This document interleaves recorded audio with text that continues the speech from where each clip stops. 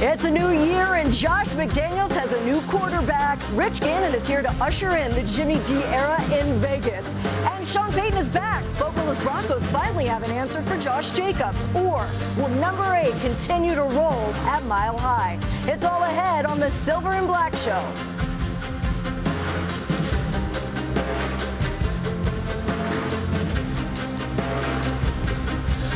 Welcome, Raider Nation, to a new season of the Silver and Black Show. I'm Amber Theoharis. Well, here we are, week 1, where hope reigns eternal. Everyone is undefeated, and the Super Bowl is the elusive end of the road for the 1,200 men who made an NFL roster. But this year's different. For the first time in NFL history, that road leads to our city, Las Vegas, Nevada, where odds, probabilities, and percentages are ever present, but never stopped anyone from putting all their chips on the table. Here, there's always the belief that we can beat the odds, especially if we go all in. And that's what the Raiders will set out to do starting this Sunday. But it won't be easy. ESPN gives the Raiders a 0.2% chance to win the Super Bowl. 0.2. It's a number calculated by algorithms. But I can assure you, the input data didn't account for a player's heart, a team's chemistry, or a group of men's allegiance to each other. It definitely doesn't account for Lady Luck, which, yeah, you need a little of her. Every year, an NFL team beats the odds. It's the beauty of the league. And this year, we ask, why can't it be the Raiders? That's the question I'm going to ask our first guest as we welcome in former NFL MVP Rich Gannon, who knows what it takes to get to the Super Bowl in the silver and black. Hey, Rich, it's good to see you, my friend. Amber, it is so good to be with you prior to week 1. Everybody's excited. All 32 teams feel they have a realistic shot at doing something special, winning a division crown, and ultimately going to the Super Bowl. Well, Rich, I'm looking forward to talking to you a little bit later. I know you sat down with Jimmy G, and we're going to have that interview coming up in the show. But let's start with the question I just asked. When we say, why can't it be the Raiders? People that analyze this game would say, well, you can't have a 28th defense, ranked defense, and you can't be last in takeaways. What have you seen from the defense in the preseason with all the changes that makes you believe that this defense will be better and compete in the AFC? Well, I think the talent's better. I think you have to start there. I had great conversations with Dave Ziegler and Josh McDaniels during training camp. And I just think that, it's a faster defense. I think it's a defense that's more athletic. I think in order to be a great defense in the NFL, Amber, you need 2 things. You need pass rushers and cover corners. And that was a bit of an issue last year. You look at Max Crosby, dominant last year, but he didn't get a lot of help from Chandler Jones. And I think there was a big reason why the Raiders went out and used their first-round pick on a really talented player in Tyree Wilson. I just think that you look at this group in the secondary. I think the secondary has been revamped, and I think that's a huge story. I mean, I think you've got some guys that Marcus Peters, he somehow finds a way. The ball finds him. I think that's a big part of it. Marcus Epps is a experienced signal caller on the back end. That should help. I think, you look at this defensive line, I think there's more depth and talent on the defensive line, more depth and talent in the secondary.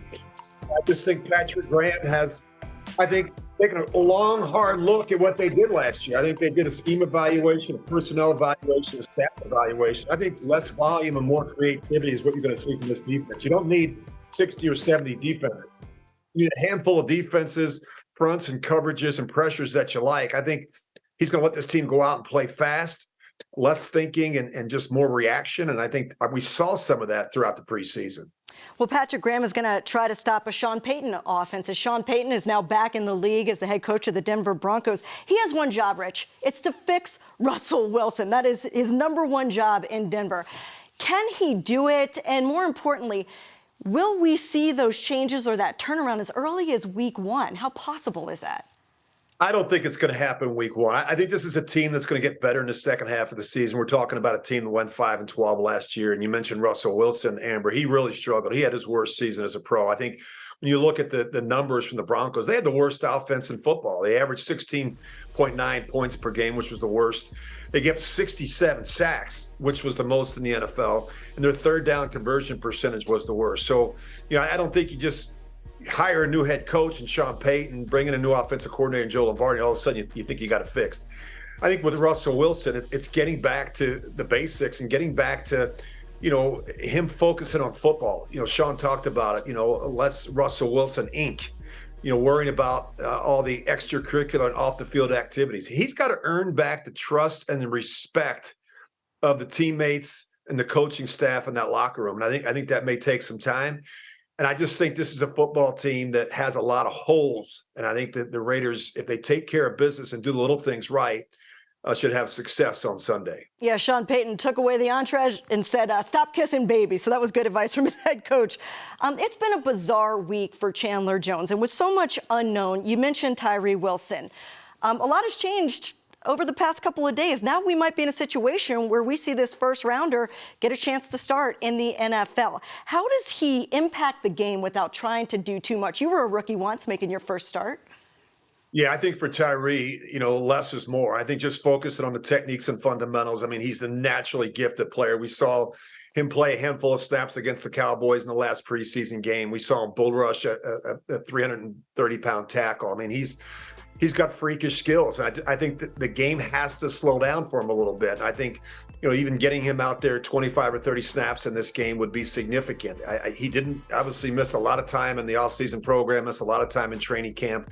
So I don't think he can go out and play a complete game. But, I think he can go out and impact the game. And I think that's what you need. You need somebody to be able to create some juice, some energy and some pressure off the edge opposite Max Crosby. You don't need to worry about Max. He'll show up and he'll dominate like he always does. But the Raiders, in order to be a great defense, you need some pressure off of both edges. If you just have one great pass rusher, it's too easy for offensive lines. You can just turn the line. You can chip with the tight end. You can chip with the back. You can do some different things to take the edge off of Max Crosby. When you have two really good guys screaming off the edges, it makes things a whole lot more difficult for the play caller and the quarterback. Well, that was the vision when they took him number 7 overall. Hey, Rich, stick around. We'll check in with you in just a bit. Sounds good. Still to come. Next, Rich Gannon sits down with Jimmy Garoppolo. We'll hear what it's like being reunited with Josh McDaniels, but this time in the silver and black. The Silver and Black Show is brought to you by Cox, proud partner of the Las Vegas Raiders.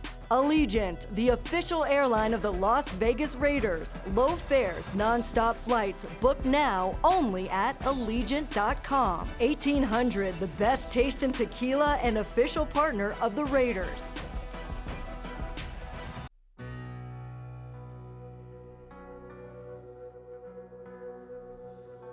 I remember coming to the Raiders. You and I have a very similar situation. We both come as veteran free agents, quarterbacks.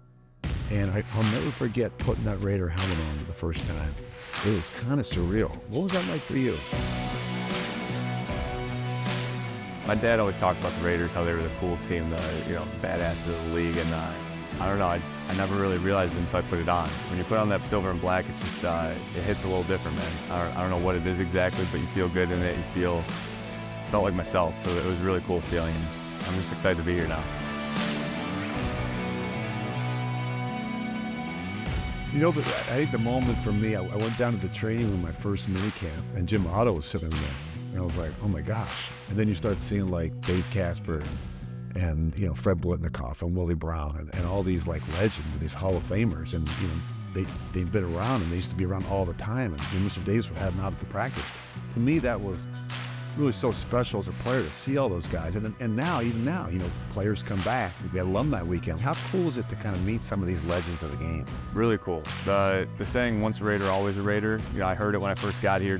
Didn't think too much of it, but this is unlike any organization. How they bring them back, how they take care of them. Guys who are here only for 1 or 2 years sometimes, and it shows what Mr. Davis believes in. I think that pride in the Shield, he really takes pride in that, and it runs down the chain. And I think it starts with him. And I don't know, it's just it's a cool group of people to be around.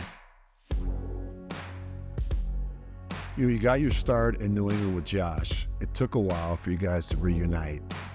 But when you first came back and you signed that contract and you sat down, you had the conversation, you started talking about the offense and you first got the playbook in your hand, how familiar, how comfortable were you with it when you first got it? I mean, most of the stuff started hitting home pretty quickly. I'd say a good percentage of it hasn't changed. Really the philosophy of the offense hasn't changed, and that was really what got me excited. This is a quarterback-friendly offense.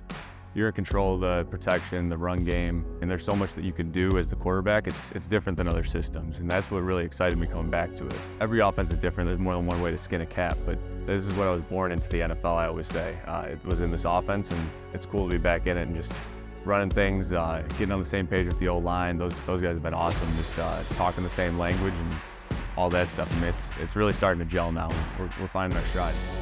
You've been fortunate to be around some really good play callers, with Josh, with Kyle, and now back with Josh. Let's start with Josh. What makes Josh a really good play caller? I think the main thing is he understands defenses very well. You know, he could tell you what all those guys are doing on defense, what the responsibility is. If we do this, how it's going to affect their coverage. That's kind of how I was born into the NFL. Like I was saying before, that's how I was born in the NFL. I thought every offense was like that, and just how you manipulate the defense, how you you're kind of one step ahead of them if you can, you know, do the things the right way, know what you're trying to look for, and at the end of the day, it makes it simpler that way. It just lets you play fast, takes a lot of the thinking out of it. That's the game within the game, and that's what I love about football, man.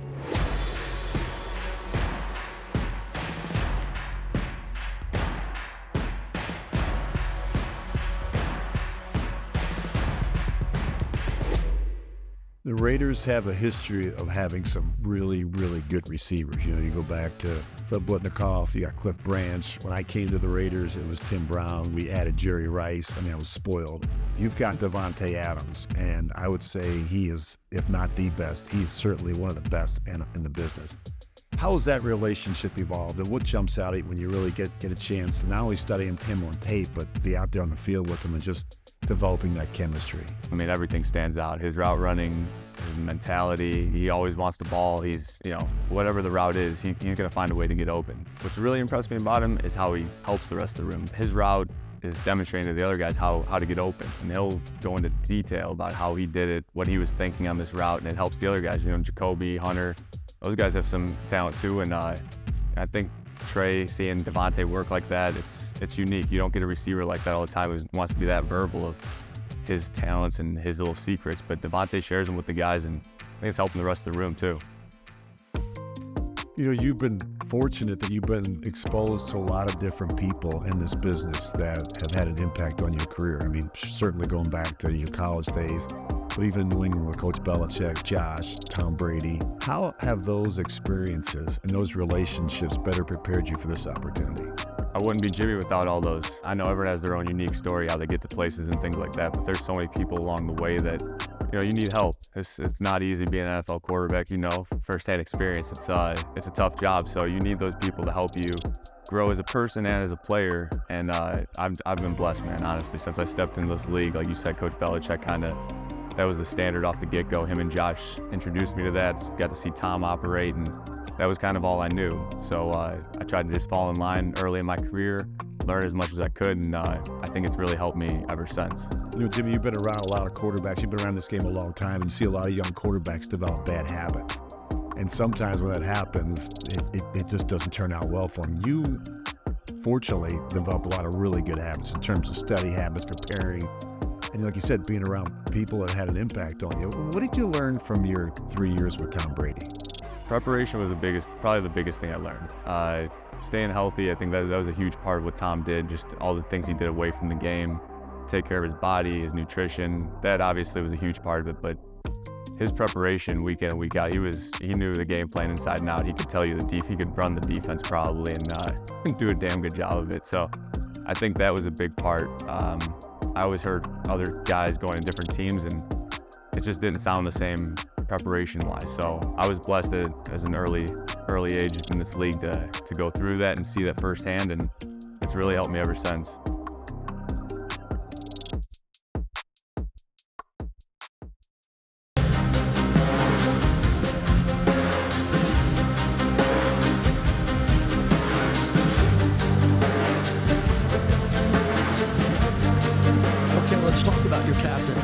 Overall, the decisions there. You get some big-time leaders here, some alphas in the room there. What was that process like? Yeah, I mean, you know, you give the team an opportunity to go through the spring and summer, and then we finally end up, you know, at a roster cut down, and then at that point, it's time to allow the players to decide who they really want to step out in front and lead them.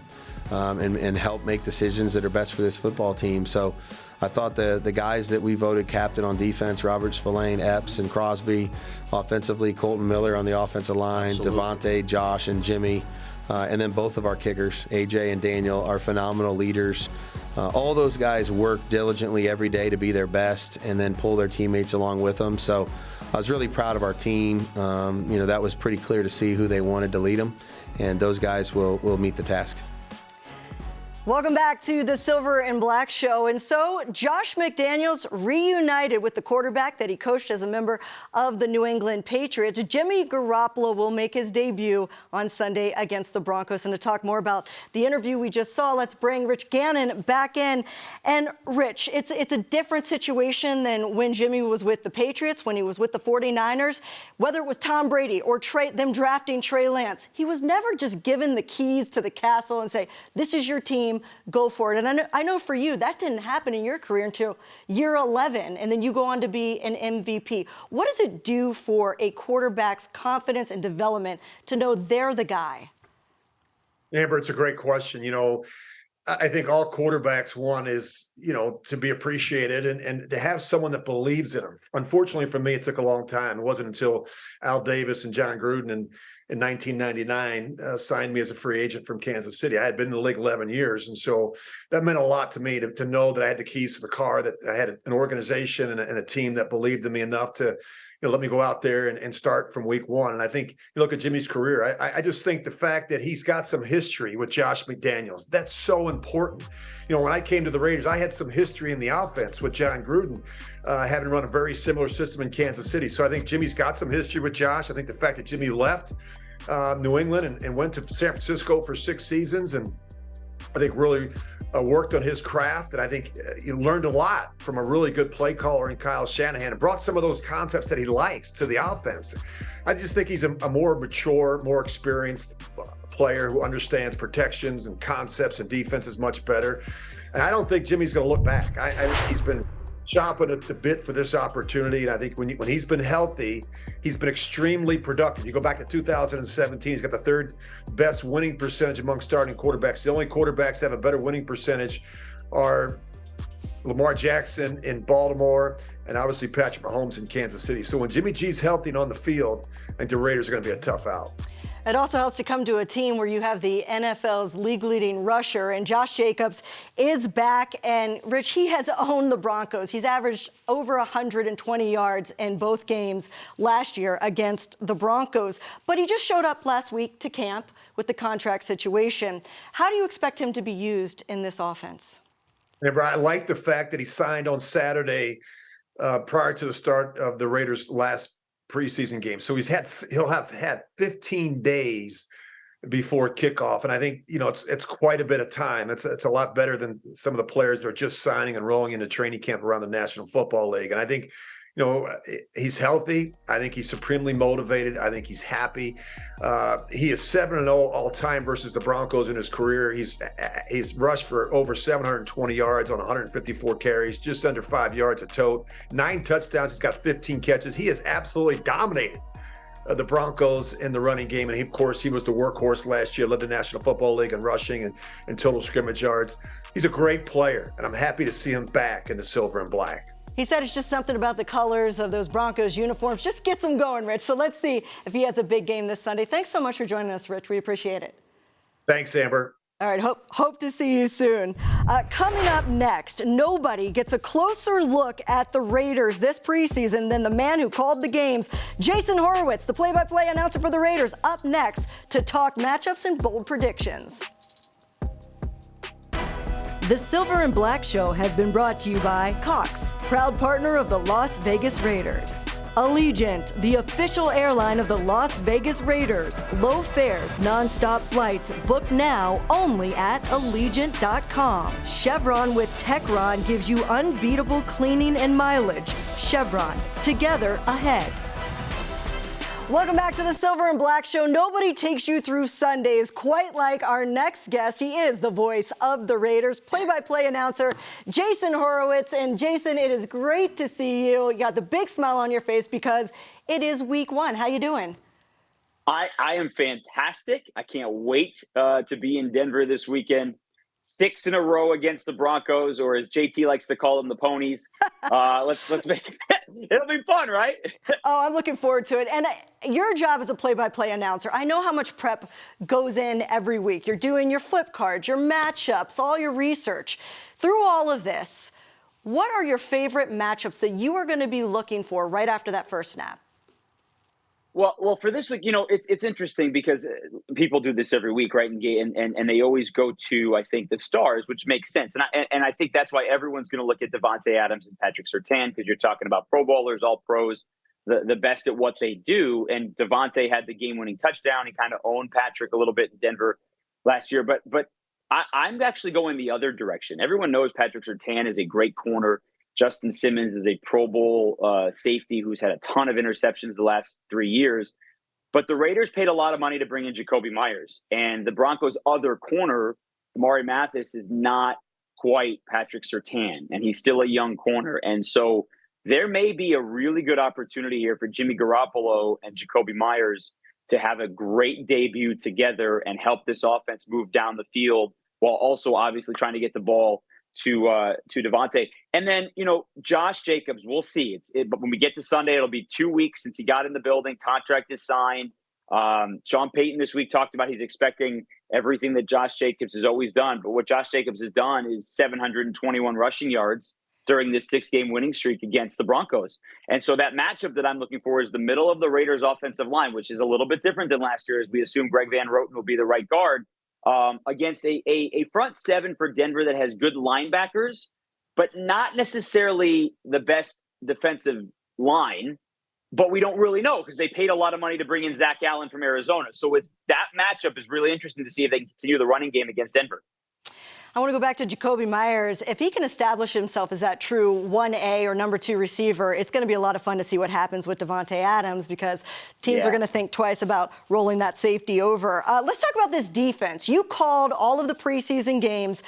To everybody from the outside looking in, clearly they were faster, more aggressive. There was an intensity and a pace to this defense. How much do you think the addition of these veteran free agents like Spillane and Marcus Epps and Marcus Peters, how much does that impact this culture change that Patrick Graham and Josh McDaniels is looking for on defense? Well, the last one you mentioned, Marcus Peters, is huge. Been around the league a long time. Nobody has more takeaways in the NFL since he came into the league. And I think he still has a little bit left to prove as well. Not that he hasn't already had a great career, but he had the ACL. Last year, it wasn't the same amount of takeaways as he's come, and he's always wanted to be a Raider. So I think all those things together with a defense that only had 6 interceptions last year, there's a lot there for them to put together. And I think Marcus Peters adds a lot. Marcus Epps has been talked about all offseason as a guy that is so good at helping this defense and helping this group put together better communication. And he brings that with him from Philadelphia on a defense that got to the Super Bowl. And then Robert Spillane is a guy that I don't think people around the NFL, whether it's fan bases or Raiders fans for that matter, really probably knew a whole lot about when the Raiders signed him in March. But he is a guy that is a thumper. He is intelligent. We saw that Christmas Eve when we were in Pittsburgh. He had double-digit tackles against the Raiders. And he's a guy that's finally going to get an opportunity to be a full-time starter going into a year. So those 3 guys combined with an opportunity really to help the Raiders become, a much improved, more consistent defense throughout the course of 2023. Okay, it's week 1, and all the fans' wildest dreams are possible because it's week 1. Everybody's at the top of the standings, right? So let's go big. Let's go big with some predictions here. Why don't you give me a bold prediction that we might see for this game or even the season? Why not? Well, let's start with this game because I'm not sure that the wildest dreams would be winning the Super Bowl in Allegiant Stadium, right? So, amazing. So let's let that one go for a little bit. We'll let that marinate and see if we can let that one. Yeah, let's let that one go. How about for one game? And Malcolm Kuntz is a guy that really flashed this preseason. He has before as well. He hasn't really had a ton of opportunity in the regular season. There's a lot of focus on Tyree Wilson. Obviously, Max Crosby, and those two I think we'll see a lot of. But with the Chandler Jones situation as something we don't really fully know and yet to play out, Malcolm Kuntz is going to get a big opportunity this weekend to have a role And maybe that'll be the case moving forward all season long. I boldly predict that Malcolm Kuntz is going to have a sack and make his presence known in week 1 against Russell Wilson and the Broncos. Raiders had 3 sacks on Russell Wilson in each of the 2 games, both Raiders wins last year. And remember, this is a defense that didn't have a ton of sacks last year, particularly outside of Max Crosby. So I think Malcolm Kuntz makes his presence known, and the Raiders fans are going to be excited about him and Tyree Wilson opposite Max Crosby moving forward. Well, we do record the show, so we're looking forward to playing it back if that becomes a reality next week. Jason Horowitz, thanks so much for joining us. We can't wait to hear your call on Raiders Nation Radio. Thank you, Amber. Enjoy week 1. And just a reminder that you can catch Jason Horowitz and Lincoln Kennedy with The Call by downloading the Raiders app. Well, that'll do it for us. Kickoff 125 from Mile High. Can't wait to see you on Sunday. Right back here for Raiders Game Day. We'll have all your post-game action. We'll see you then.